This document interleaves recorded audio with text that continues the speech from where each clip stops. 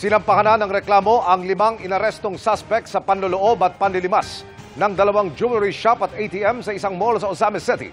Pero meron pa umano silang mga kasamahan na ngayon tinutugis ng pulisya. Nakatutok si Cyril Chavez ng GMA Regional TV, 1 Mindanao. Muling binalikan ng pulisya ang mall sa Ozamis City kung saan nangyari ang pagnanakaw sa 2 jewelry shop at ATM.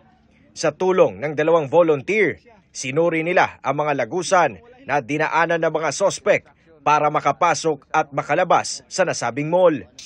Ang isang volunteer pumasok sa butas sa loob ng mall at ang isa ay pumasok sa butas sa drainage sa gilid ng kalsada. Nakumpirma ng mga volunteer na ito ang ginawang daanan ng mga sospek. Yun talaga yung purpose natin, na makita natin kung malaki ba talaga yung posibilidad na makapasok doon sa mga drainage na yun, and nakita naman natin na posible talaga. 6 ang hawak na sospek ng Ozamis Police.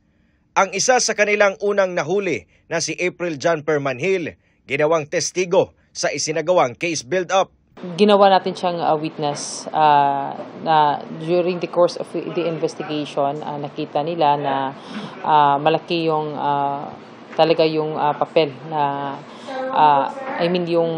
yung mga information na naibigay niya, and depende din niya sa mga complainant, no, kung saan yung mga stall owner sa nasabing mga jewelry shop kung isasama nila.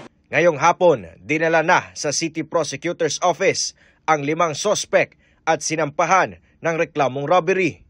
Ayon sa Ozamis Police, umamin umano sa krimen ang mga sospek. Na-recover din umano ang iba't ibang jewelry items malapit sa lugar kung saan nahuli ang mga sospek. We believe na kasama yun. Actually, yung jewelry na yon, yung mga pieces of jewelry na atin nakita sa ground is parang nahulog siguro yun sa kakamadali siguro ng pagtransport ng mga jewelry. Patuloy naming sinusubukang hingan ng pahayag ang mga sospek. Patuloy naman ang follow-up operation ng kapulisan sa mga natitirang kasamahan na hindi pa nahuhuli. Para sa GMA Integrated News, Cyril Chavez ng GMA Regional TV 1 Mindanao. Nakatutok 24 oras.